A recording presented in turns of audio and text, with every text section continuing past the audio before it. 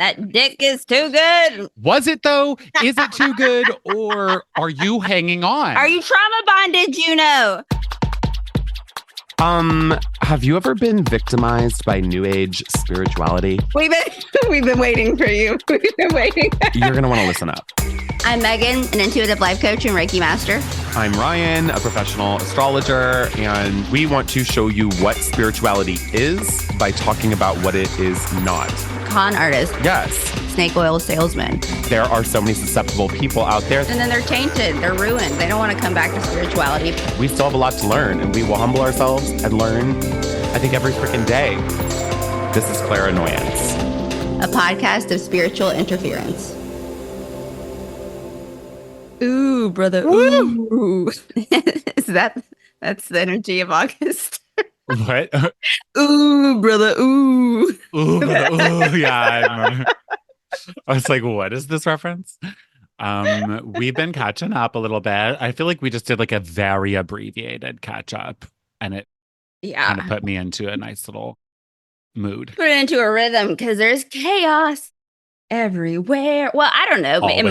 In my life, it seems like, well, the thing is that I think I'm always dealing with other people's chaos, but then when it comes to mine, I'm like, and my life starts to go through upheaval, I'm like, ew, that's not how this works. It's not how this works. Damn it. Well, we got another wild month. It's another month. Congratulations. You've made it. Also, if you listen to our politics episode, you will know that we pretty much predicted that the old JoJo had to go. Oh, yeah. Well, I mean, that was in the July forecast episode too.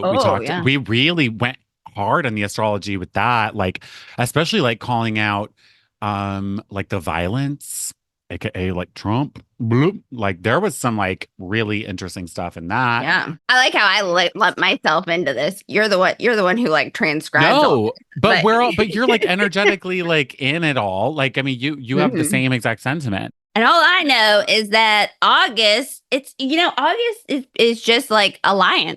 I mean, that's what this energy. Yeah, it's like sometimes playful. We've got some playful moments. Sometimes frisky. And sometimes I fuck your face up. And that's what this energy is. A good old face fucking. Yeah, dude. Sure.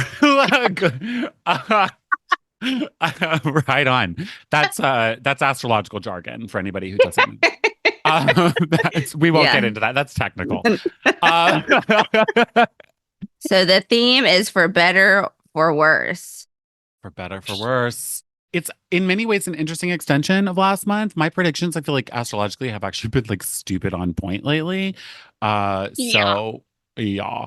And I mean, there's just interesting repeating themes or extended themes or like part 2 themes kind of going on this month. Mm-hmm. I think I wouldn't even call like last month easy necessarily. You know, one thing that I will say is really interesting. Remember last month, it was Cancer season. We talked all about the fractals and like family and the matriarch and all that stuff. And like I literally brought up how my grandma had went into hospice. Yeah. She passed away. I went home with my family. The matriarch of the family on my mother's side passed away. But you also know what's really interesting, like literally how we were talking about like how you come from this line of people, yeah. When she passed, I didn't even know she really had this, but she had this big blanket on her that was literally the family tree with everybody's names on it. And on her headstone in the cemetery, on the back of it is a family tree etched, which is like really, really cool. So I'm like, this is so weirdly appropriate, like per the astrology. Like not that I quote unquote predicted that necessarily, like honestly, because hospice could take a few months, I didn't know it was going to be that quick. Yeah. But that was like really interesting to me. And I'm saying that too, because there is like this interesting kind of memory theme that gets repeated going into this month. So we talked about some memory stuff last month a little bit there. It's going to come back in this month. But nostalgia. Yeah, but I tried to not go the nostalgic route. I feel like that was a little bit more of last month, and this one is a little different. I think it's more on like we kind of barely touched the surface of it last month, but of the like how memories can change or we don't remember things always the same. Yes. We try to rewrite Hmm. history or whatever. All that people do all the time. I mean, that's where like it's wild being in the same place or listening to someone tell a story, and it's like that is not how that happened. Exactly. Or Isn't that, yeah. Isn't because that I weird? really, yeah, really at this time, I try and view things. In my younger years, I could see like a filtration, but I really try and like, okay, am I seeing this accurately? Are my emotions clouding this? Let me step away. And I don't Yes. think a lot of people do that. I think it's You're something you might want to try. yeah, and like it does feel like a lot of people are going to be reminiscing. I wouldn't even say in a nostalgic way, but it does feel like there's like a recalling of past events this month. And Hmm. say you're recalling it with someone else, that two of you could totally be remembering things very differently. You were on very different sides of that fractal. You know what I mean? And like seeing Oh, this whole image very differently. So I think the disjointment that people may experience in this shared experience that they've had with someone else or whatever, like the fact that you both don't remember it the same or whatever, could actually lead to like arguments. So I that's was something I want people to be about to careful say, because it's of. like, no, it didn't happen like that. Yes, Yeah. it did. No, it didn't. And it's, Yeah. you know, Yeah. And for some reason it could be like even worse than that. Like that's like a good like baseline way that I would say anybody could probably expect that sort of thing to pop up. But like it could turn into like something like it could be like a really big issue that people are oh. not aligning on how it happened. That's something that's like gonna impact everybody. This is not. I can see that. I'm already seeing that with the discussion about Trump's Oh, almost assassination, where people oh my are God. like, it's wild to see Yes. the discourse between both sides, or not even just the conversation. Because I'm like, that I don't agree with any of y'all. Like, And yeah, and that like that is some crazy stuff. And that like it's still really like we've had no medical report from anybody who's checked him out after that. You know what I mean? They literally said that there was like a 2 centimeter like like rip in his ear. And then did you see that AP photo that came out of him like mhm. coming off the plane and his ear was fucking fine? Not to say that there wasn't a scratch and it didn't bleed, I Yeah. believe in that, but like there was not a fucking hole in his ear, and everybody's now saying, well, his supporters are saying that that AP photo was doctored. Like And that? it's like, Are you who knows? kidding? And I don't even like. It's like what's so gross is like every you don't even know what to listen to or Oh my what to like God. look at. Like who is telling the truth? Like every aspect. I was talking to Josh's dad the other day, and it was like I'm considered very middle of the road with my views, and I'm like, only a few years ago, I was like wildly left to a lot of people, and now because of how everything is extreme, I'm considered middle of the road. That's insane to me. Like, what is Uh-huh. happening? Like it's alarming, and it's alarming how fast people. I mean, what do you believe? You can't trust your eyes because you don't know what's doctored, because you don't know what's AI, because you don't know. It's very scary. Very scary. Oh yeah. And even like politically, like honestly, we're already seeing like Kamala kind of flip-flop or take completely different stances on other views she's held in the past, like immigration for one. Like she's now kind of like she's turned quite conservative on that issue, and it's Mhm. like why are we moving the left party as far right as possible right now? Because that's going to be her that's how she's going to get some of those swing voters, especially San Francisco, like that San Francisco, Chicago. So that's and I don't know, man. The whole thing is like very scary. I know there's a lot. It's her. I'm like on edge waiting for her vice president pick, to be honest. Like, oh my God. JD Vance, you see what I mean, that guy got so much bad Botox that he looked Oh, I like, know. oh God, you shouldn't. Don't, please, guys, go find a reputable injector and don't get any work done during Mercury retrograde, which is also happening this month. We will get to that. Okay. So let's just like dive into this theme for better Yeah. for worse. Okay. Mhm. So just like at a high level origin story here, obviously, it's like the Christian marriage vows, comes Mhm. from the first like documented written form of this was in Mm-hmm. 1549 in the book A Common Prayer. Oh And it wow. really, yeah, it signifies just like obviously in this instance, like a couple's commitment to through life's ups and downs, right? Mm-hmm. Um, on an esoteric end, when you like distill what that means down spiritually without putting the religious lens on it, it's much more just about like how life has changing circumstances and that there's an importance in staying grounded through those Mm-hmm. ups and downs, right? And Mm-hmm. it relates to astrology because astrology is about navigating cycles of fortune and misfortune. That's like the very ancient way that astrology was viewed. It's like fortunate events versus misfortunate, and how do you stay grounded through that stuff, right? This energy relates to the Wheel of Fortune card in the tarot deck as well. So, just for what Oh. that's worth, Mm-hmm. that's a big card. Like the Wheel of Fortune card is like the Wheel of Fate turning, it's like the hand of God is spinning the wheel. So there is a bigger feeling this month, I think, Um, when thinking about this, it's like everything's got a pro and a con. So Mm-hmm. I'm like, okay, there's pros to this idea of for better, for worse, I'm going to commit to something, right? And like the Mm-hmm. pro is obviously like, okay, well, I'm accepting the reality that positive and negative experiences exist and that they're like, there's no stopping that, right?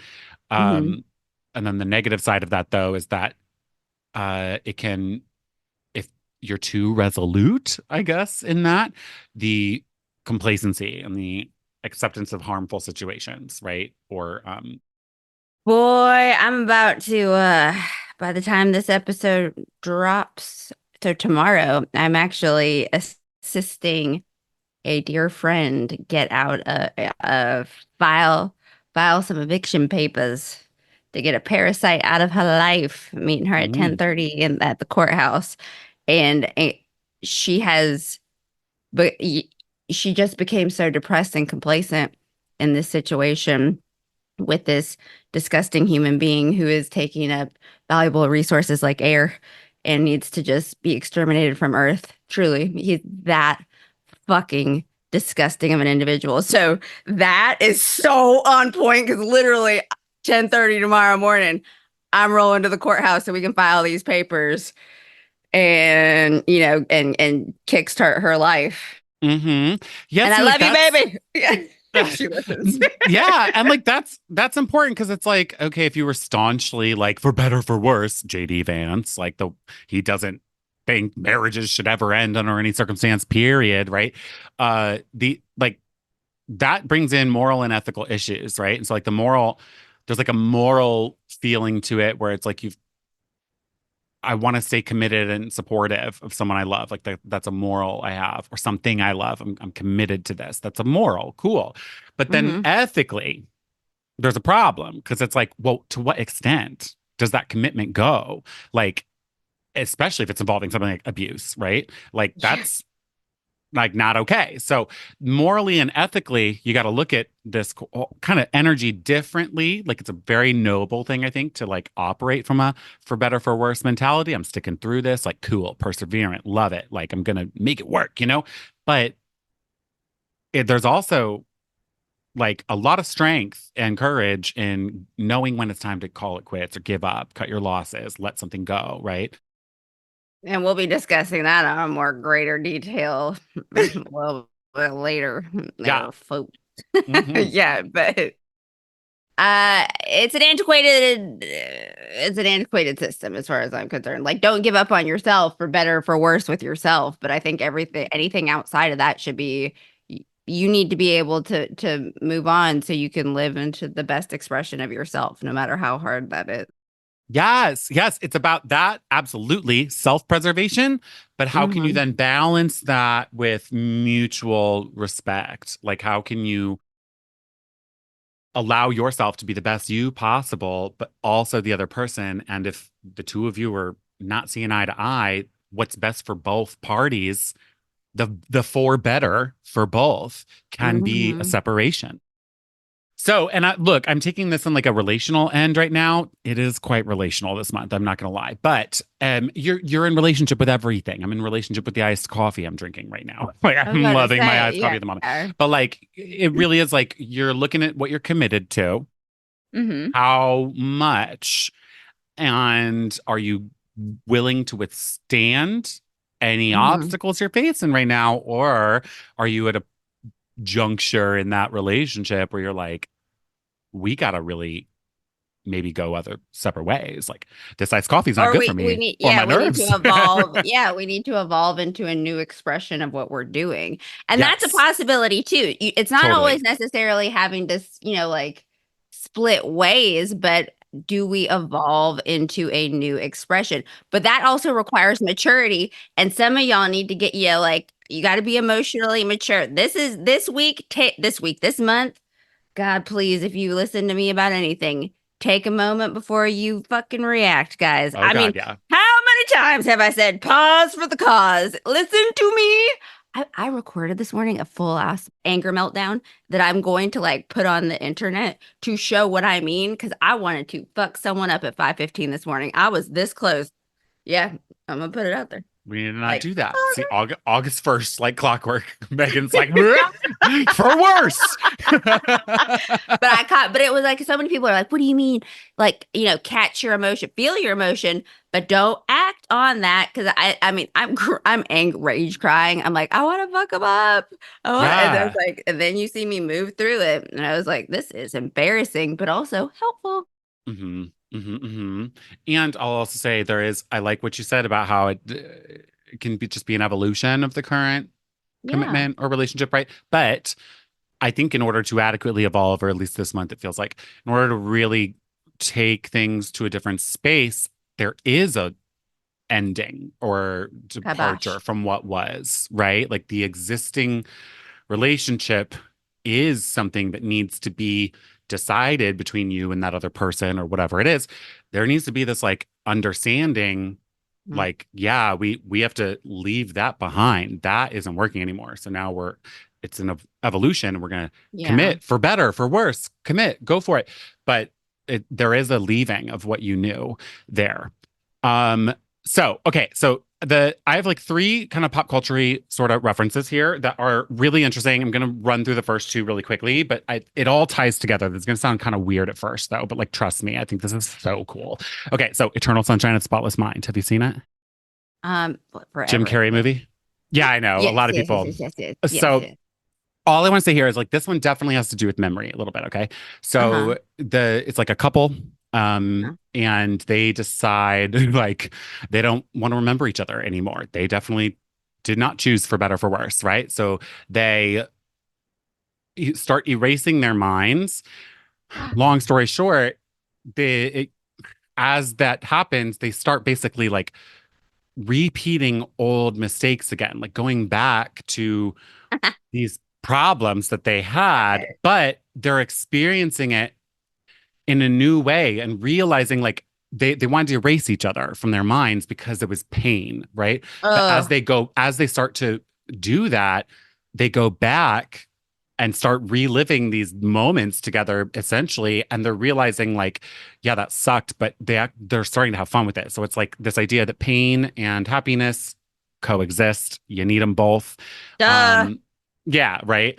I know, I know, I know. But it's a interesting thing. I would say like it's a good movie to watch this month if anybody's like looking for a movie to watch, I guess. Hmm.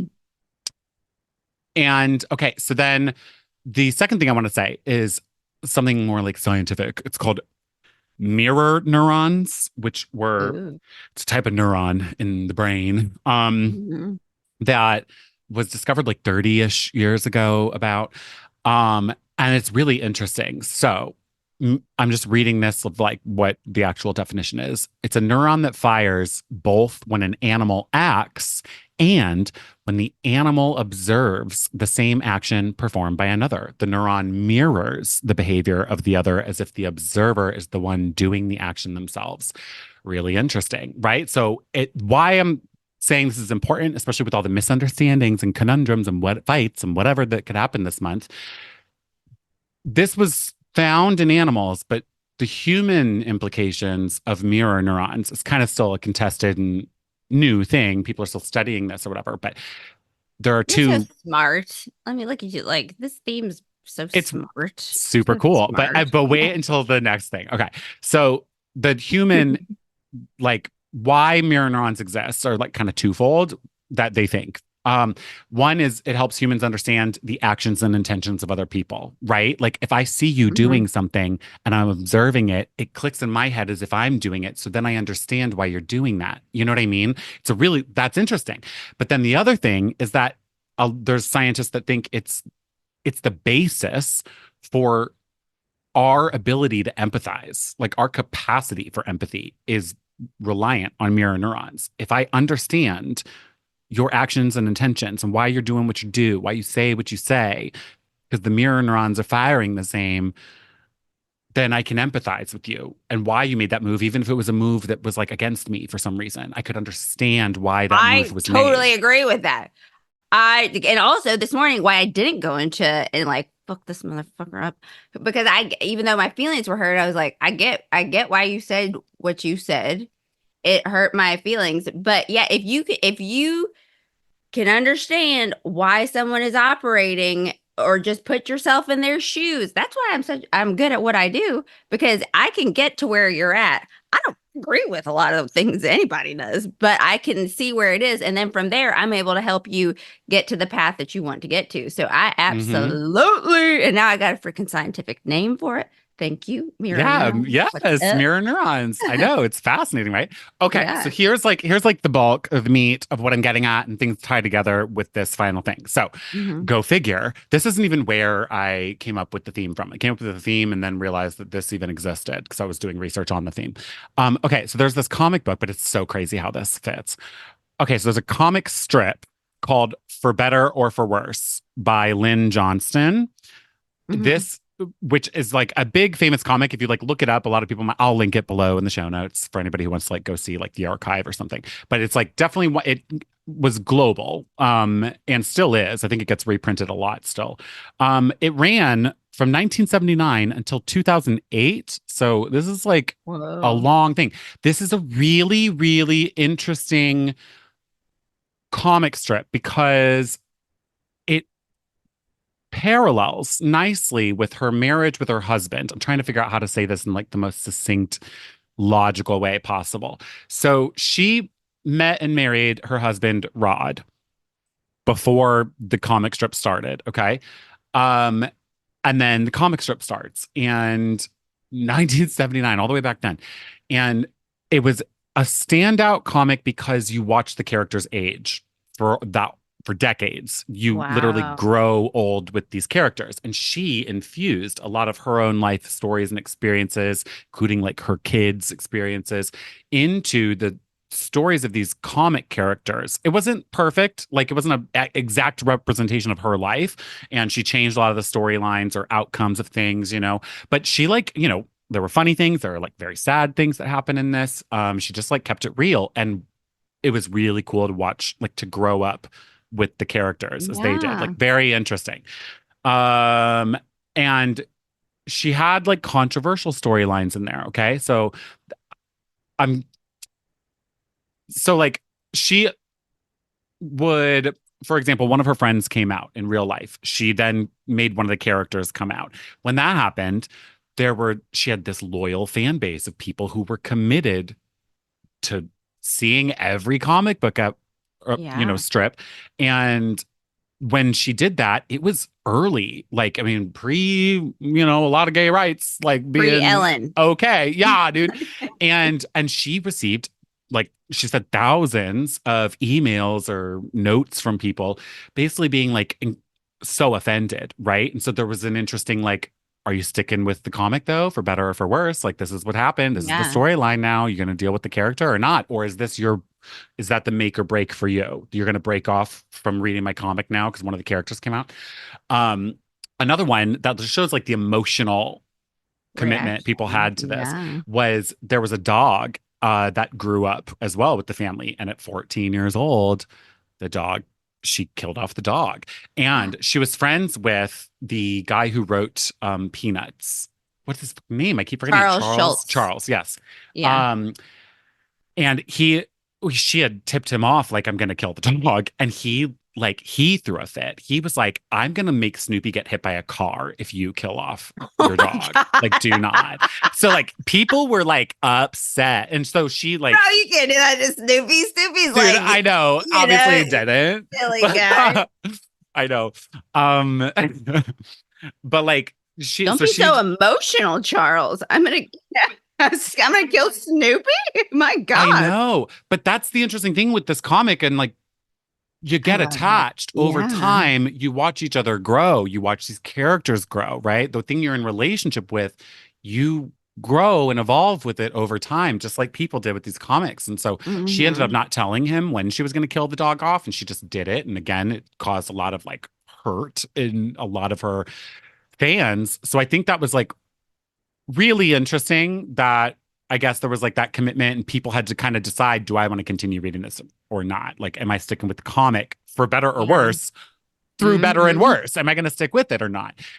So it was really cool that it really shows the for better for worse in a very literal end. Okay. But now I want to talk about how the comic ended, which is really funny and interesting. Okay. So remember, she got married shortly before starting this comic. That marriage lasted until about the end of the comic.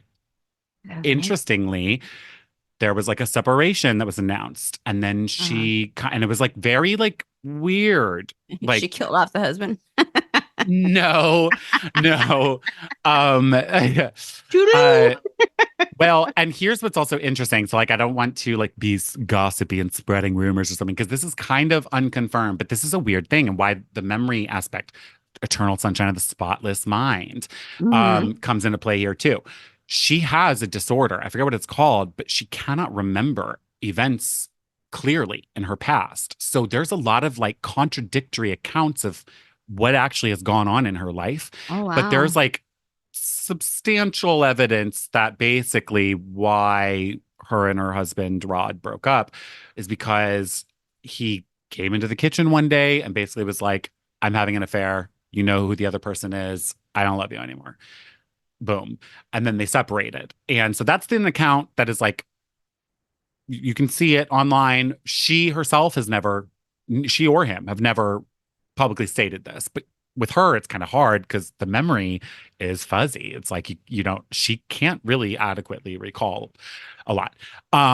So I think that's really interesting. But then, so that's kind of allegedly why they separated at least at first. And then she said, and the separation was kind of like a announced thing. She said that she's going to continue the comic strip anyway, though. And then she really didn't. She like shortly after, like within the year, ended the comic strip, and then right after that, they came out and said, "Yep, we're officially separated and actually divorcing. We're done." So I think it's really interesting that the for better or for worse comic, she didn't even stick with it. This was like her claim to fame. This is what made her huge, and it was in tandem with her relationship. And it's almost like, was this work she was doing the thing that was tying, like keeping them together? This story of for better or for worse that she was Hmm. creating in real life, like for everybody to consume. Was she Yeah. like hanging on to a dying relationship just because that comic was still going? I don't know. It's like chicken or the egg there a little bit. I don't know. But I think it's really interesting that, like, it's called for better or for worse. Clearly, there's that value system there for her. But she and her husband did not work it out for better or for worse, right? I mean, which is probably for the better. I'm not saying she should have stuck it out if he did cheat on her or whatever, but like Yeah. that's interesting. But then also interesting that she didn't commit fully and with the comic strip. Like, why wouldn't she just keep writing that until she dies, like a lot of comics do, to be honest? They just keep going. Like, and she could have totally done that. It's really interesting that she actually kind of said she feels freedom now, actually, too, after closing this comic after such a long time. I'm not saying she I was made any about to wrong say, decisions yeah. here, but like I think that's really interesting that they both ended. And it's kind of like the conundrum there, I guess, of like believing in for better or for worse to such a huge extent. And then for better or for worse, the comic and the relationship both aren't working out. But I do want to say, I think it's really interesting. Like how this comic ended is really, really, really interesting. Okay. So basically, there's two a couple that gets married, and you kind of follow them toward the end. And it ends in August of 2008, by the way. So August, like this all just fucking fits. Okay.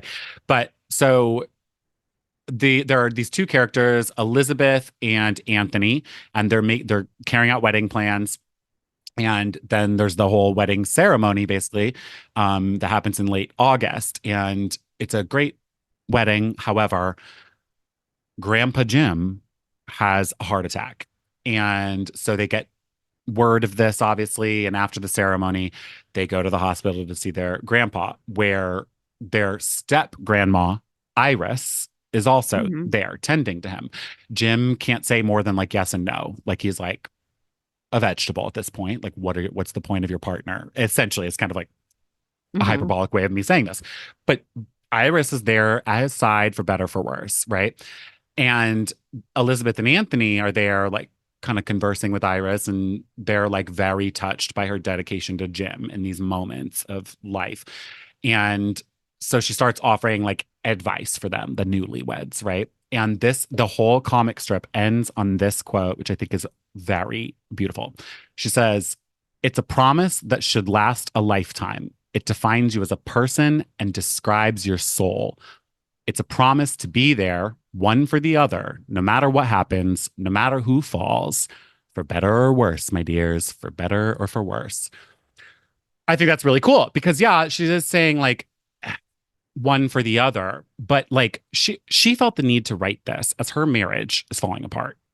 This is how she ends the comic, is in still in the belief of for better and for worse, even though she's ending the love of her life, the comic, and the actual love of her life, Rod, it's over. So there's still, I love what she said about how it defines you as a person and it describes your soul. Like that to me is like, this is personal. Like, and what it like makes me think, honestly, is like, okay, the cyclical nature of human connection. Obviously, there's ups and downs and relationships come and go all the time. But I think we think of for better or for worse, commitment as like a timeline. Mhm. But I think it's more about the depth of the love that you had. Like I loved you for better or for worse, regardless of that timeline. The actual depth Mhm. of that experience transcends whatever temporal experience we actually had. Yeah. And it isn't quote unquote over either. If she loved him for what 30 something years, I don't know, and now doesn't, right? They're no longer together. But that will forever exist that happened. You know what I mean? Like, Mhm. and Yeah. a couple who loves each other until the day they die. Like they're dead, so now what? The love doesn't exist anymore? Yeah. No, it always existed. It will always exist. That there's no negating that. So the experience and your ability to commit through better or for worse to anything, another person, a project, whatever, For any amount of even if it's time, it's temporary, still yeah, it's still significant. it's still significant and it will always exist that happened. So it is a forever kind of promise. You know what I mean? But Yeah. the important thing is the depth of your ability to go there, right? I It's love that. enduring. I think Yeah. it's so cool. So that's what I'm saying is this like, if there are departures, if there's something you're committed to, but for better or for worse, it's like, I don't know, like this isn't going to work anymore. We got to evolve. We got to part ways. I got to like quit this project. I got to like cancel this relationship. This job. Yeah. It doesn't negate, as long as you gave it your shot, you know what I mean? That whole experience cannot be taken away from you. Even, relationships that end really shittily. Like there were you had a good time. You were in it for a reason. There was some Yeah. point there where you really thought it. Lessons were learned. Yeah. Experiences were had. Yeah. Like, yeah, it's just like Oh, that exists. I I mean, know. I got some friendships and some things that I have some concerns about. I know. But that's what it's But- like. There's got to be that memorialization, I think, of like what was and how good it was, even if you leave. And ideally, try to not like that. This will help you not leave it on bad terms. If there is a departure or leaving of anything this month, rocky moments, at which there could be a coming together after the rocky moment too. Just like try to keep this in mind. For better or for worse, you loved that person or that thing, even if it's not working out for you this month. You know what I mean? yeah. Okay. So Ooh. that's kind of like the basis of this. Okay. Shall we like, we're going to run through some of these themes here. There's Lunations. We got a new moon. new moon in Leo. August Which 4th. it's beautiful. August 4th, new moon. Honestly, there's nothing negative happening here. It is making a beautiful aspect to both Mars and Jupiter. This is like, I would just set your intentions. This is kind of the last day of the month that is going to be good until the very end of the month. The last couple of days of the month. No, I know. August 4th. No, but it's true. It's like, okay, celebrate on August 4th because honestly, like set those intentions, be clear about it. There's good momentum, you know?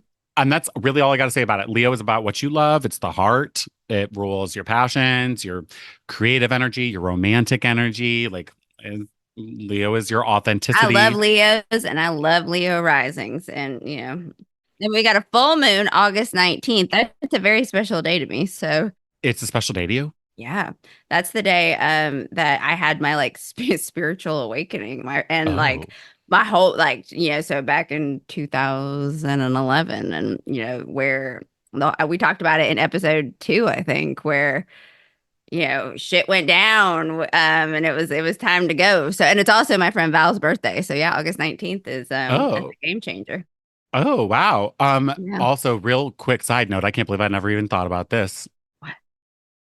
For anybody listening, oh no. No, we're not talking about 8-8 Lionsgate. We are not going there. It doesn't exist. This is some new age spiritual bullshit. Do you know what happened on 8-8 last year? The Maui wildfires. People died. That was not a beautiful day, okay? Like, stop spinning that day into something magical because it wasn't. And now everyone's doing like, the 7-7 portal, the 5-5. I'm so fucking sick of it all. This is so annoying. Anyway, for anybody that's wondering, like, why aren't they talking about the Lionsgate portal? Because it doesn't exist. It's not real. Stop it. So like, there's no astrological basis. And also, the astrological basis where 8-8 Lionsgate came from, it's not even happening on 8-8. It hasn't in years, many years. 8-8 is a joke. Okay. Goodbye.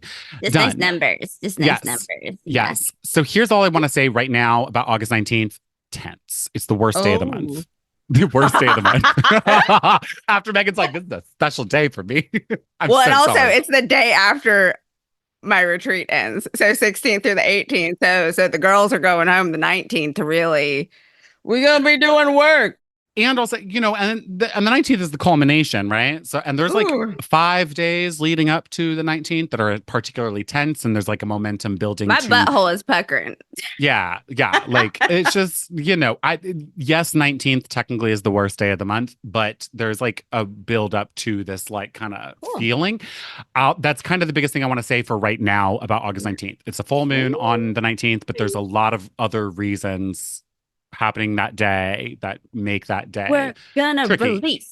release that energy. Yeah. And one thing I'll say to you, actually, knowing you're like leading a retreat, it's Leo. The sun will be in Leo. The moon will be opposite that in Aquarius, right? Moon in Aquarius is groups of people. Like, and the moon is like what the people then need to feel safe and comfortable. The sun in Leo is like a luminary, a leader.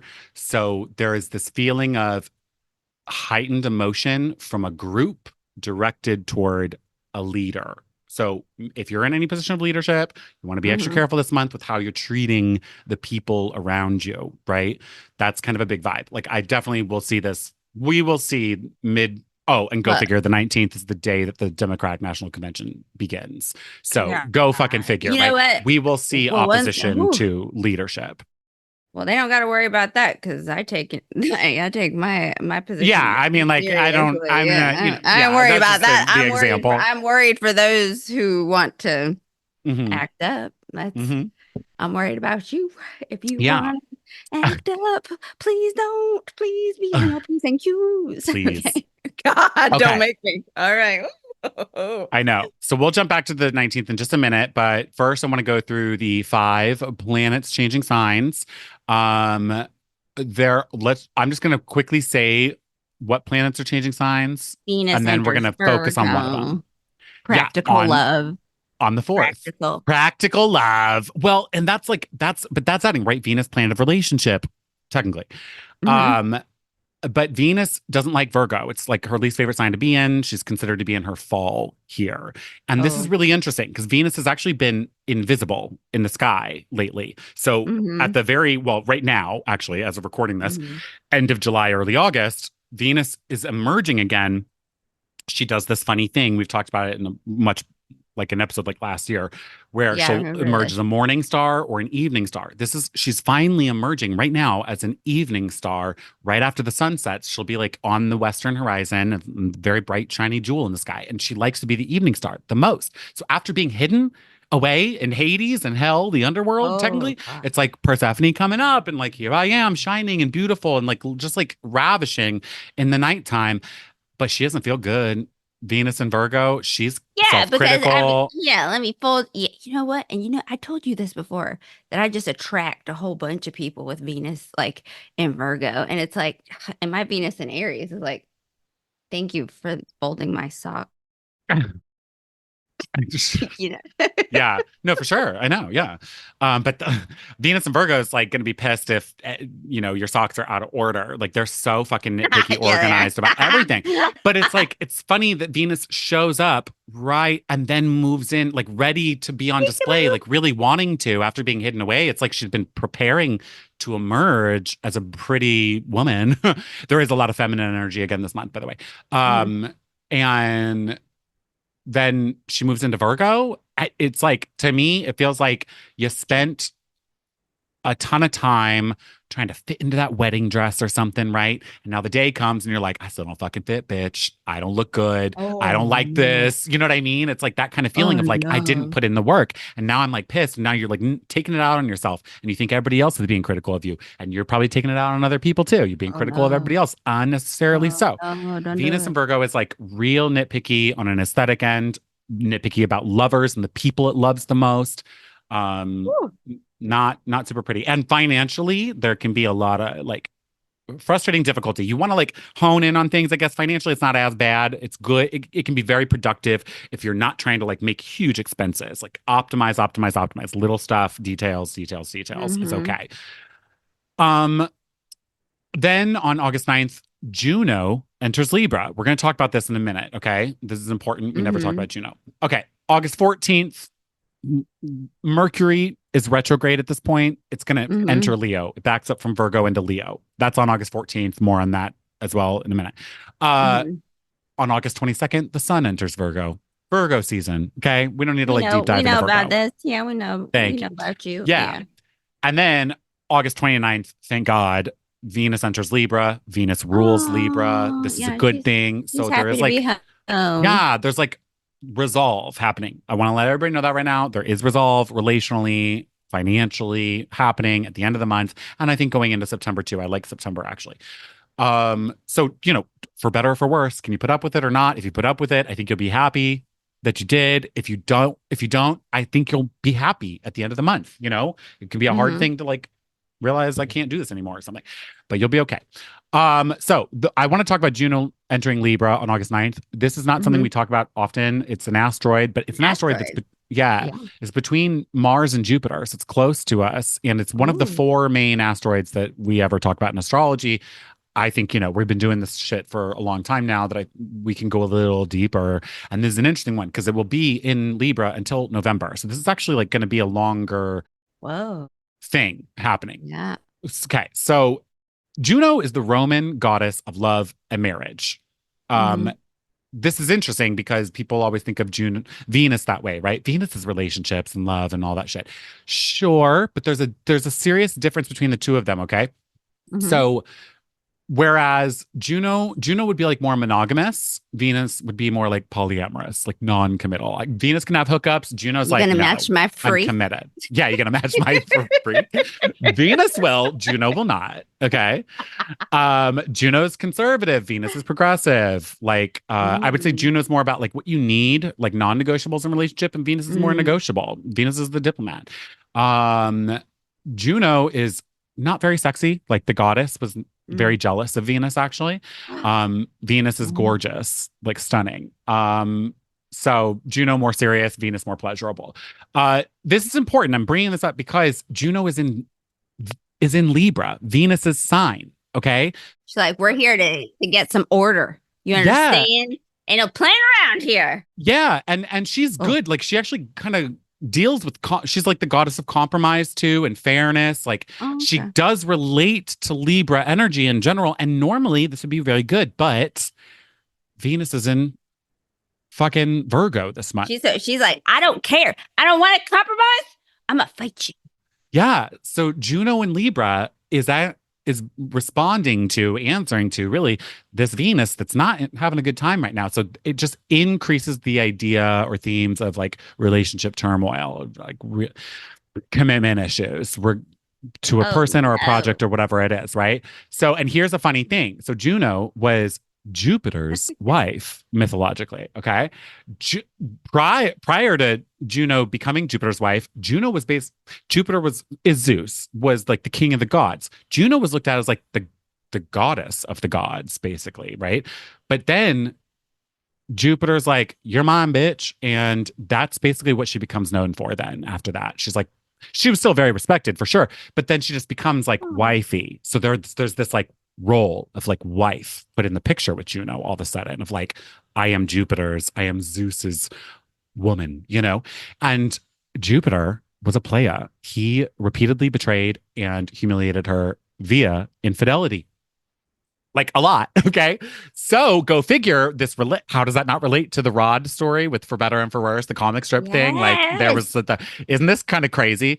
And so Juno often gets portrayed as well with like the negative side of relationship, like the jealousy, the paranoia, I'm a vengeful woman, I'm very dissatisfied in this relationship, but despite those negative problems, she remains committed. There are numerous times where she leaves Jupiter, but she keeps coming back. She keeps being like, I'm going to make this work. That dick is too good. Well, yeah, but like also there's like, it's like, was it though? Is it too good? Or are you hanging on? Are you trauma bonded, Juno? Yeah. Like the moral and ethical issue there, right? Of like, I like Yeah. your morals, Juno. Good for you wanting that commitment. Good for you. Stick to the morals. But ethically, is this good, Juno? Like you're No, going back to someone who is ma'am. screwing you over and over and over and over again, right? So I want to caution everybody against that story, essentially, right now, the month of August. It'll change once Venus moves into Libra at the very end of the month. Do you hear that person that we're filing papers? Don't, no. Yeah. Red flags are like if you're feeling like helpless or like I'm stuck Oh, in this Lord. relationship, if there's codependence, if you're codependent or someone else is codependent on you, I would also say there's like the idea of putting someone on a pedestal, whether you're doing that to someone else or someone's doing that to you. If someone's doing Don't that do to that. you, there can be this like that desire for the fairness of like Libra energy, where it's like, I am on your level. Stop pretending like I'm some god above you. I'm not. I'm like you're equal. It's nice for the ego, but the second I see that in my life, I'm like, take me down because I am a human being and I will fail you. And especially I'm gonna fail you in this aspect. But did I fail you or did your expectations? So don't do it, guys. Don't do it. Oh no. Yeah. So this is like this really interesting, it's a detail, but these details are mattering right now, like a lot. Like the astrology of the fixed stars and the asteroids lately have actually been pretty crazy with how literal they've been playing out. So I wanted to really bring this up. And that's kind of what I'm going to say about that. I mean, societally too, I wrote down that Kamala Harris, August 19th. I'm really interested about like the implications of like a woman leader and how people are going to view that, and will there be the animosity toward her, but then and women's issues in general, and then also looking at the Republican side of things, like JD Vance and like how he's like shitting on women like crazy, and how he's like also hanging on to marriage like crazy. You know what I mean? He's like, people who are married and have kids deserve more votes than single people who are childless. Like that's such a weird old school view that he is hanging on to for better or for freaking worse, which is for worse. And his wife is like very educated. I know but so she's like the Juno in this, in my mind. He's like the Jupiter, like doing his thing, like, and she's just like obedient. I'm gonna put up with this. I She can't used to take be anyone democratic. seriously. Whoever did his Botox, I just can't even look at him, man. I know. It's so Yeah. painful.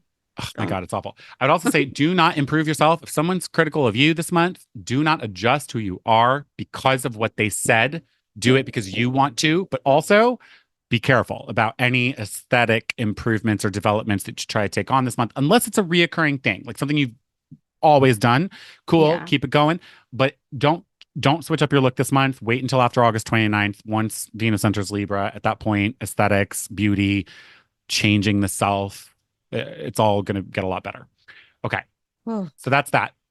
Mercury retrograde. We all know what a fucking Mercury retrograde is, okay? I don't want to repeat this like much, you know? No, don't Okay. do it. All I want to say is like a couple dates, and Mhm. it starts its retrograde in Virgo on August 4th in the evening. Mhm. Kind of August 5th, depending on your time zone. Okay. So it'll turn retrograde in Virgo, and then it backs up, backs up, backs up. August 14th, it backs up into Leo. Okay. And then the retrograde ends in Leo on August 28th. And then it'll Mhm. start moving forward again. So there's a Virgo Leo storyline here. The big thing for me is like Virgo work, Leo play, trying to balance that out. Those two things not jiving in your life, right? The relationship that you have between work and leisure in your life. Like, I can feel that. yeah, what are you more committed to? Like, I mean, there's like a lot of ways that that Mhm. can span, but that's kind of the high level view of Mhm. that. And those are the dates. The other three dates I want to point out to you are dates when Mercury is going to come into a square with Uranus, one of which already happened, and the next one will happen in September. But so the first one happened around July 21st, 22nd. Mhm. That was in the pre retrograde shadow. Now, in August, August 18th, the Mercury will square Uranus again in retrograde. So this can be a very big reveal of something. Like it feels like the universe trying to get your attention. Mercury and Uranus both have to do with the mind. Mercury is like conscious mind. Uranus is like higher mind, like high intelligence, the universe thoughts coming to you. So there can be like an awakening, a spiritual awakening coming forward. Excellent. So go figure that relates to like your spiritual awakening. And the retreat, the last day of the Yeah, retreat. true. No, yeah. So this can be really good. Yeah. Big epiphanies, but I will say it's a square. So there's a tense aspect. So it can be like the revelation that I'm seeing now, this news that's coming forward. While it will be freeing, ultimately, just as Lynn Johnston said when she ended her comic and the relationship, she felt free all of a sudden. But this square is like the news of her husband coming into the kitchen and being like, I'm cheating on you. And I have been for a while. And you know who it is. And I don't love you anymore. That's the square. That's the tense revelation suddenly coming forward, but it frees you. Yeah. And then the third hit will be in September, September 6th and 7th. So you'll notice right around July 21st, 22nd, then August 18th, then September 6th, 7th. There's a Mhm. storyline there. So like take some fucking notes and track that story. What's going on? The next theme I have is just called mid-month mess. It's just to say, literally, I'm not going to go into this like crazy. There's nothing. All I really want to say is August 14th through Uh-huh. August 19th, tense ass energy. Honestly, even a couple days before, a couple days after. But those are the really heavy hitting days, the 14th through the 19th. Those are the days I want everybody to just be careful, be relaxed, be cool, give everybody the benefit of the doubt with Mercury retrograde, right? We jump to conclusions and make assumptions Yes, I too like fucking that. easily. Like, just be chill. Like, do not make big changes. Not the time. I just don't like the 14th through the 19th, period. Please. You've been saying this too for like the past every time we've had a meeting about, like to go over stuff. You've been like, ooh, I don't like August. Ooh. You're like, there are a few days I really don't like. Yeah. Yeah, I would say astrologically April was more significant, but like this is a tense month, but the month is tense primarily I would say because of this concentrated week right here. Yeah. There are just like a couple things I want to point out, I think. Let me see. I don't know the whole thing. It's like be careful, don't be impulsive. There's accident prone energy going on here. There can be a ego inflation and an overconfidence, like a pompous energy going on here too, which could cause you to have an accident because you're like, I could jump down that whole flight of stairs like we did when we were kids or something. Like we skip over like Your 15 ankles steps. cannot. Yeah, no, No, no, we're old no. now. Do not. So it's that kind of fucking energy where we just get all of a sudden we think we're kind of like a little invincible. You're not. Um, Neptune and Pluto are doing some crazy shit too that it doesn't make an exact aspect, but they get as close as they're going to be all year. And then this is a preview of next year when Neptune and Pluto are going to be in a Ooh. sextile, which is good, actually. It's very Okay. good, but it's very spiritual, very healing. But there's a release of illusions that happens here. So I also think because there's such outer planets, Neptune and Pluto, Mhm. I feel like that's this Wheel of Fortune card energy where it's like yeah, you're dealing with a lot of personal shit, maybe between you and another Mhm. person or you and a project or whatever it is that you're committed to and frustrated with. But there's this higher purpose. It feels like there's still this much bigger plan at work going on. Everything's working out in my favor. That's what I always like. If I don't like how the 3D is being remodeled, it's because everything's working out in my favor. I just didn't get to choose how this is happening. Yeah. So like, you'll feel that, I think, that like this feels important, I guess, even if you don't like it. You may like it though. Who knows? It depends on your personal birth chart. Okay, and then the only other thing I want to say, there could be I guess, a moment of clarity on August 18th. Sure, you might have a moment of clarity. August 18th is definitely a bad day for a relationship. August 19th, though, right? That's the big, big fucking day. All right. Then the whole week leads to this culmination, which go figure is a full moon, and it happens on this fucking day.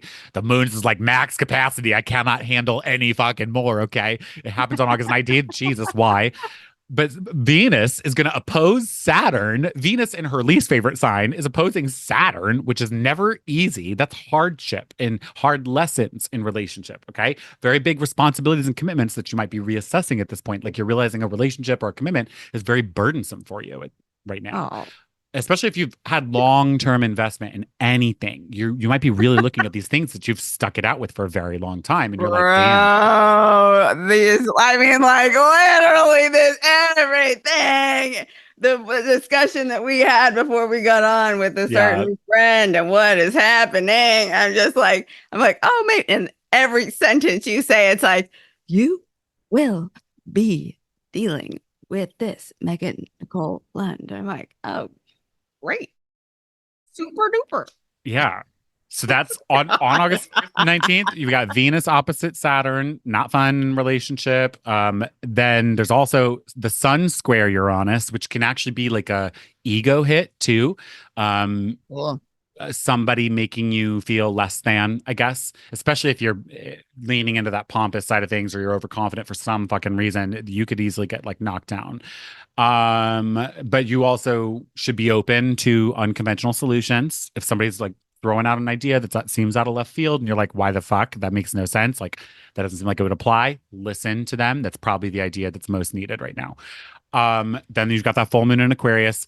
What I will say about this as well for the 19th to remember and leading up to the 19th is emotional detachment and objectivity.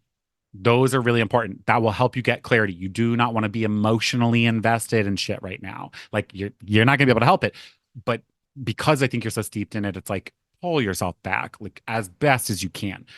Get in your head, not in like I'm gonna spin out mentally and whatever and overthink things, but like just pull back and like try to remove the emotions as best as you can. Separate the brain and the head. I am it's literally that's exactly what I've been trying to do where I'm like I've been seeking counsel to be like, am I seeing this accurately? Because love for someone can, when you love a friend, when you love a person, it can cloud. And all I keep thinking is like, I don't want to be like Selena. You remember Selena, the singer, and that her love for her personal assistant, and then she got bang bang pew pew. She got killed because and that little lady she was just embezzling. My God, no. Oh my God. I know. I can't believe she's out of You jail. killed one of the greatest songbirds ever. You took her too soon. I know. Shame on I you. know. I vividly remember the first time I saw that movie. My mom took me to Me the too. movie theater. I think it was with my brother David. I It's sat when in like the J-Lo was front still row. pure. Yeah, when she was still a Oh nice God. lady. I know. We were still, yeah, she was still from the block. Kill me. Okay. And then the final thing on August 19th is actually probably the biggest thing of the whole month is that Jupiter in Gemini is going to make a square to Saturn in Pisces. These are two heavyweight planets that are like super opposite. Okay. Jupiter, expansion, Saturn, contraction. Jupiter Mhm. optimistic, Saturn pessimistic and realistic. Like there is a conflict going on here. So what I want everybody to do, rather than me try and like overly identify this, is like ideally you guys know how to look up your birth chart at this point. Find Gemini. It rules a house in your chart. If you're using the whole Mhm. sign house system, Google your Which you chart in the whole should. sign house system.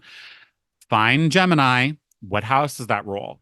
That is the part of life where you want to grow. You want to have fun. You want to expand. You're like optimistic and hopeful and like there's possibility and I don't know, excitement, right?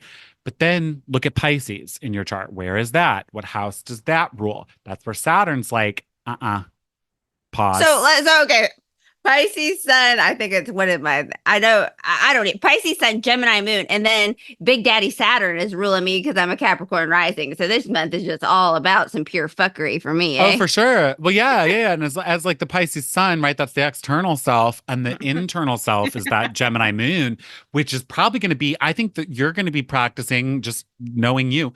I feel like there will be an art of like restriction happening for you where you're like, I'm restricting my external self, even though inside myself, there's so much I want to say right now. I want to lash out on that person. I want to do this. I want to do that. I want to do that. But I'm going to keep it together. I am composed. Like the external self is not letting the internal self get haywire. I think that's what's happening with you for Good. sure. I mean, yeah. Yeah, for me, it's like Jupiter rules or Jupiter in Gemini is my fifth house, the fun house, pleasure and romance and creativity and self-expression. That's where I'm gonna want to have fun basically in August. Like You need and it. Saturn in my second house of money is like, oh, Oh, but you can't afford that, bitch. That's literally what's happening. So that's mine. But that's like what's happening here, basically. And Saturn is considered to be the superior placement right now. I won't get that's technical, but yeah. Saturn's in the superior position. So it's Saturn's going to ultimately overweigh. Well, it doesn't have to outweigh it. It's up to you. But like I would say, listen to Saturn, listen to the Saturn and Pisces part.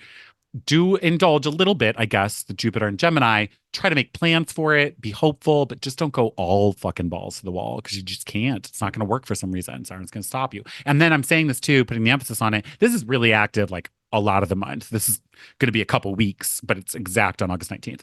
This comes back again in December. So whatever you're wrestling with here, there will be a repeat in December of that theme. All right. So Cool. you want to make the best decision possible this month, be a little more on the conservative side, Saturn. And then I think you'll have an easier time dealing with the mirror effect of this, the mirror neurons. I was That just have about to that say. fire off again in December related to this. You're going to be happy. It's like you got a little bit left over because you saved this month or something. And then the only other thing I want to say, miscellaneous themes. Okay. I'm just going to run down some dates. There's two big themes. Relationship struggles at the beginning of the month, well, most of the month.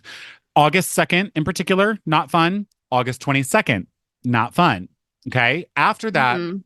the very end of the month, August 27th, 28th, 29th, breakthroughs. This is Fun. all Venus related. So not just relationship, financial, beauty, self-esteem. Gonna see me running through the streets naked on a horse. I'm excited for September. Okay. Everybody, Okay. like, there's obviously still some stuff, but like, August is September is just going to feel a lot better for sure. But just get to August 27th. You'll be fine. And then the Yeah. other thing I want to say is just personal development opportunities, which are technically 3 dates, but basically like two here. The first one is August 7th. There's a couple things happening there. These are all good. Very personal, very you learning things about yourself, like expressing yourself, healing wounds that you've like kind of given to yourself too. Like it's not Ooh. maybe other people gave it to you, so now you have a complex about something, but it's your complex, right? There's a healing happening here. It's personal development, I Yeah. guess best way I can put it. So August 7th and then Mhm. August 23rd and 24th. You might have like some really great personal breakthroughs during that time. I honestly, it's okay. Like the whole first week, I guess, of August, it's not bad. It's really not bad. It's like we're clean. It's cleanup. Cleanup on aisle 5. Yeah, I don't know. Now I'm just thinking the word restriction, like because of how it's playing out in your chart. But like it does feel like that. You nailed it though. You know damn well that somebody, like, I will bite my tongue to, like I will keep, do what I need to do to keep the peace and address what I need to do. And so I've been I practiced that this morning. Starting off strong, ready for the theme of emotional intelligence, resourcefulness, and maintaining composure, but wigging out on the inside. And I would say with the mirror neurons, if somebody's doing something that's confusing you, like don't make assumptions about it, right? Like you have an ability to understand their actions and intentions this month. Like ask them though, get the clarity. You always want to ask, double check for clarity in a Mercury retrograde, which is active the entire month. Be honest about it. If somebody asks, like, because I'm a straight shooter, so if I ask you, what do you need? Then that's your opportunity. Don't let jealousy get involved. Yeah. And if you know that you're doing some weird shit or making weird moves, you're like, this person probably won't like that I'm gonna do this or whatever. Just fucking tell them. Tell them before you do it. Like that's you being fucking stupid. Like you're gonna ruin that relationship or something. You know what though? As manifestors, that's what we do. We inform anyway. So I'm like, so you and I are, I think we're good because we have to inform. Otherwise we're fucked, Yeah. And that is actually one of the notes that I had from Mercury retrograde in general, which we literally did breeze over. But it really is like, normally I'm like, be careful of what you say, whatever. But there's just so much this month that it actually is like, don't suppress what you feel like you need to say, but do your best to communicate it in the best possible way. Knowing it may not come out right, knowing somebody else may say something to you that you'll take wrong or whatever. But I think suppressing this month, I don't think that's good. I think it's going to make matters even worse. To me, Mercury has so much to do with commerce. It's like if you notice that there's a tech malfunction at your office, right? This can happen in Mercury retrograde, tech malfunctions. If you're like, oh, that seems weird. That looks like that might break or something, and you don't say shit, it might break and now there's power out at your whole office and nobody can go to work for that whole week and now you're like backed up on work when you finally get back to it or something. Like there can be like a total disaster because you chose to not call it out. You know what I mean? So, but you got to be careful about how you say whatever it is that you feel like you're really compelled to say. And again, the emotional detachment, I think, would be important to be like, I'm not doing that. I'm going to do this logically, and I want to break it down for you. I want you to understand me mentally with my mirror neurons. Understand me. Don't feel me. Understand me. This is why we're doing what we're doing, and you don't have to like it, but let's talk about it. Let's talk about it. Yes. We can remedy things, even though there's a lot of like contentious, I don't want to compromise energy, but you can. But it could even be like the Lynn and Rod thing, right? They separated, they announced the separation. It wasn't until a couple years later that they officially said we're going to divorce. You might separate, you might take a break from whatever it is that's frustrating you, that you're committed to. Doesn't mean you can't get back together. Or that break might make you realize, you know what? Yeah, this is for the better, that we aren't together anymore. That I don't do this project anymore, whatever it is, Yeah. Well, good luck, everybody. Good luck. I know we just always say that. I feel like we always start every fucking astrology episode lately with like, oh, fuck, this is gonna suck. But I feel September's nice though, No, yeah, it will be a lot better. Honestly, October. Well, I mean, there's eclipses, more on that, but like there's an eclipse in September and October. So we'll talk about those. But otherwise, it's just better. Like this is gonna be a tenser month, but the tense stuff really is a little more concentrated, I think, in the mid-month. Well, you know what? End of the month's beautiful though. You know what? You gotta do it sometimes. You gotta do it. You gotta get through it. And if you've been hiding from yourself, it looks like that's not gonna be happening no more. No mo. And I think everybody should watch Eternal Sunshine of the Spotless Mind. It's a very beautiful movie. You'll realize like some really cool things. I actually was recalling this movie. It was like, I really want to rewatch this now because it really is like, you realize like there's such meaning and purpose. Well, you can do that when you're not able to go do the fun things that you want to do because Big Daddy Saturn's telling you to, Exactly. When you're like, I need a fucking time out right now, go watch that movie. It will really I think speak to the soul for sure. Okay. All right. Well, love you. Thank you. Love you. Thank you. Let's get it. Fuck it up. Make it happen. Hooty hoo. Hooty hoo.